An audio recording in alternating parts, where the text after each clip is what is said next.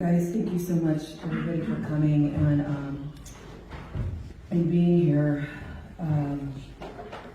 Thank you for all the support and the help that you guys have been providing.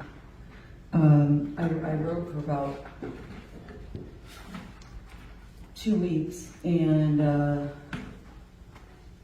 last night I didn't sleep. I wrote for 4 hours and just tried to just give you an insight of Juanita, how my mom was. And an obituary would probably say Juanita Estrada, born May 30th, 1930 in Colima, Mexico, wife to Greg Estrada, mother of Emilia, Leon, and Mika. She liked crocheting, raising birds. Her favorite color was red. She deceased April 17th, 2023 in San Jose. But she also liked the flea market, and for 10 hours of a long day, you can imagine family like saying, "Can we go home now? Can we go home now?" But my mom was way more than that. She was the type of woman that she risked her life crossing over to California. And I know that none of us really know that unless we've experienced it ourselves, but this was to work and to send all her money back to Mexico to feed my sister and my brother and my grandparents. She was the type of woman who was always involved in my schools, whether I wanted it or not. But this little woman, half my size, her voice was always commanding. And she's a very strict mother, protecting me from messing up my life. And I have to say now, as a grown-up adult, that I'm grateful for it. So my mom and I were very, very integrated so much, especially after my daddy, Greg, passed away. She made me who I am, and at that time I was working full time, and I pretty much took my dad's place in working full time and also going to college full time and financially supporting her for many years. I got to do that. I feel like that I was blessed to be able to do that for her. And her voice is so ingrained in my head, and friends know this, because even before she died, wherever we were at, I would say, my mother would probably say this, and we would probably be in trouble right now. So, she was so wise. She's 93 years old wise.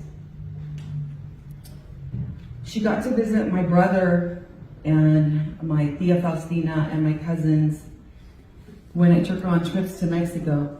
And as a younger adult, we would be riding on the plane together, and she knew I was scared, and she would hold my hand, and I just didn't understand how that was supposed to take my fear away. But now, those are some of the things that I treasure the most, just these little things. And she was the type of, she was so humble in her life that when I took her to eat, she would read the menu from the right to the left instead of seeing the food, because she was just so worried about, anybody spending any money on her. She also had a very huge heart. She was on fixed income, and she housed families, she housed homeless people, and people would ask her for money, and she would give it to them, not even knowing if that's what they're going to use it for. But she was that kind of trusting, humble, and generous person. And she was in a nursing facility for 4.5 years, and she was lonely there.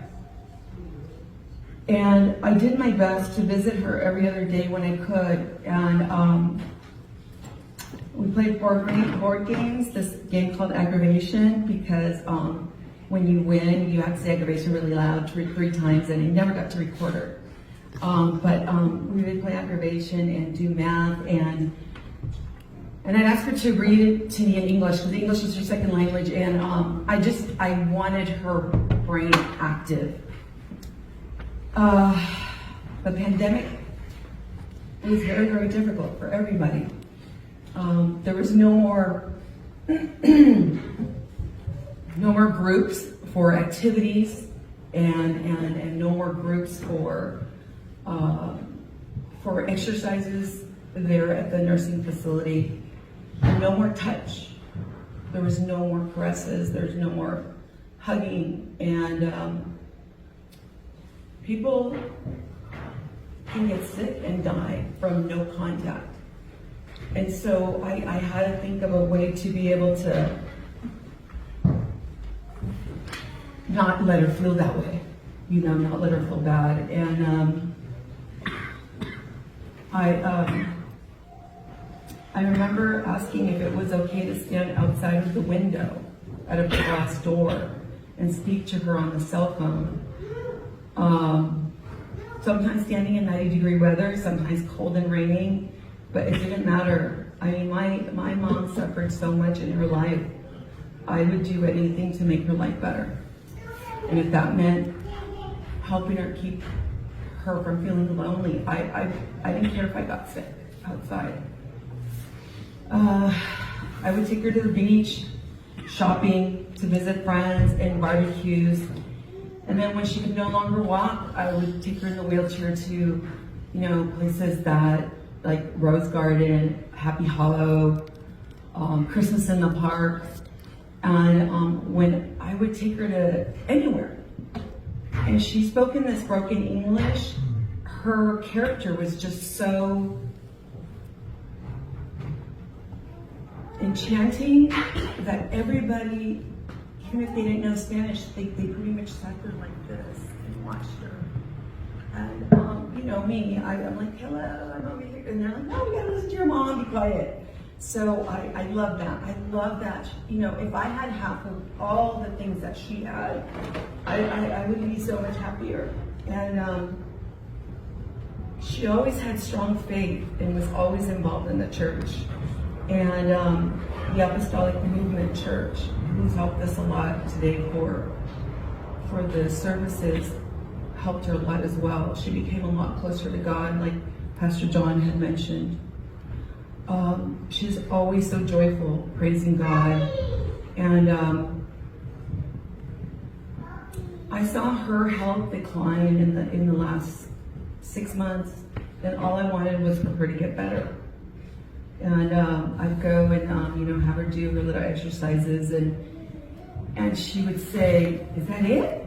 And, excuse me, I would have you do more if we could, but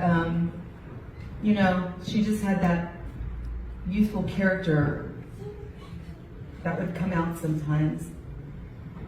I know the Lord has other plans for her to return home, and to me, not only is she the closest family, but she is my life, and she's been my world, and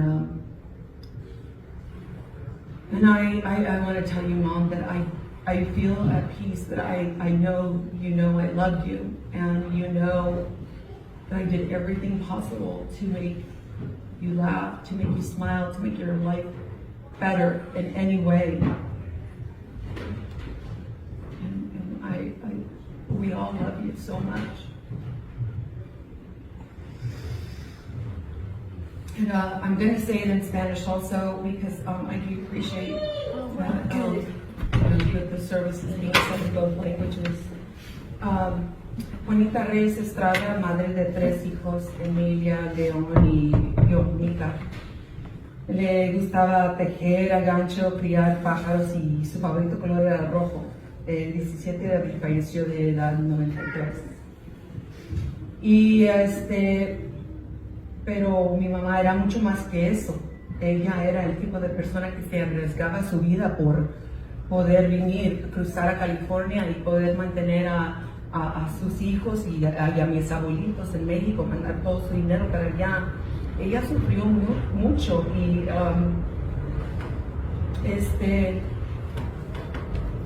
también era el tipo de mamá que estaba involucrada en todas mis escuelas. Y esta mujercita, chaparrita, la mitad de mi tamaño, siempre fue una voz que manda. Y fue muy estricta conmigo, pero fue para protegerme, que no arruinara mi vida. Y estoy muy agradecida por esa disciplina. Siento que mi mamá y yo estábamos muy integradas, especialmente cuando falleció mi papá, Gregorio. Y ella me formó a ser la persona que soy hoy. Y pude hacer muchas cosas en su presencia. Fui estudiante de colegio de tiempo completo y también trabajando tiempo completo para poder mantenerla totalmente por muchos años. La voz de mi mamá está tan integrada en mi mente, grabada en mi mente, que desde antes de que falleció siempre estaba diciendo yo, oh, mi mamá diría esto, mi mamá diría lo otro, y bueno, me daba sonrisa poder decir esas cosas que voy a seguir diciendo. Y mi mamá fue tan sabia.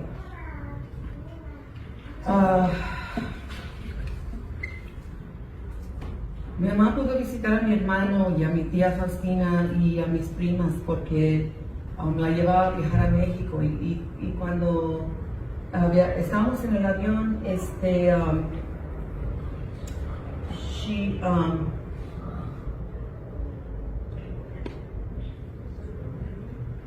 I thought I heard something.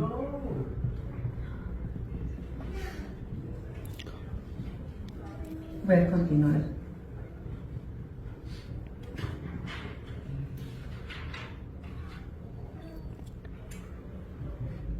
Dios ayúdame.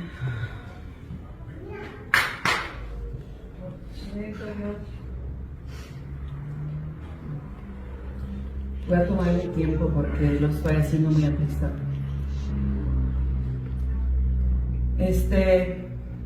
Mi mamá era una persona muy humilde. Cuando le llevaba a comer, ella miraba los precios de la derecha a la izquierda en vez de mirar el menú. Y tenía un corazón muy generoso. Nunca pedía nada por darles techo a personas y hasta personas sin casa. Y dinero también, la gente les pedía dinero. Y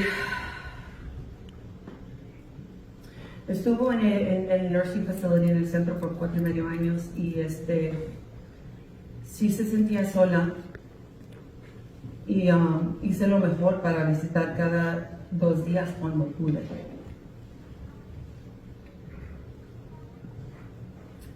Jugábamos juegos de aggravation, de cartas, hacíamos matemáticas. Le pedía que me leyera en inglés para que pudiera mantener su cerebro activo. La pandemia fue muy dura para todos, y especialmente para los viejitos, los ancianos y la gente inválida, porque no se podía visitar. Y allí donde estaba mi mamá ya no tenían grupos para ejercicios, para actividades juntos. Y tuve que hacer lo que fuera necesario para ayudarla a no sentirse de ese modo. Me paraba afuera a hablar al celular a través de vídeo, parada, a veces en 90 grados de clima o frío o lloviendo. Mi mamá sufrió mucho en su vida, yo sé, hay mucho más que puedo decirles, pero yo quería hacer que sus últimas décadas de vida sean las mejores posibles. La llevaba a la playa de compras, a visitar amigos, a barbecues. Y cuando no podía caminar, la llevaba en su silla de ruedas a salir, a pasear, a ir al Jardín de Rosas, a ir a Happy Hollow, a ir a muchos lugares. Y donde quiera que iba, platicaba con toda la gente y toda la gente quería platicar con ella. Mi mamá fue muy activa en la iglesia y con su fe muy fuerte. La iglesia del movimiento apostólico la ha ayudado mucho y les doy gracias a ustedes que nos han ayudado con estos servicios y también porque mi mamá se acercó mucho más a Dios. Ella siempre estaba tan feliz alabando a Dios. Ella gritaba, ¡Cristo vive! Siempre, siempre ella gritaba eso. Aunque estuviera bien calladito, ella lo gritaba. Tenía tanta fe ella. Y en sus últimos días, cuando ya no podía moverse mucho, todavía levantaba los brazos para alabar a Dios. Es una fe tremenda que uno desea tener. En los últimos 6 meses vi su salud empeorar y lo único que quería es que mi mamá mejorara. Le ayudaba con sus ejercicios y ella decía que eran fáciles. Pero yo sé que Dios tenía otro plan para ella y quería que regresara a su casa. Ella fue el amor de mi vida y no hay ninguna persona, ni mi perrita, nadie que pueda tomar ese lugar de mi mamá. Ella fue mi mundo y te quiero decir, mamá, que gracias a Dios siento la paz en mi corazón, en mi mente, en mi espíritu, sabiendo que tú sabías que te amé y que hice todo posible para hacer tu vida mejor. Te amo, mamá, y te necesito.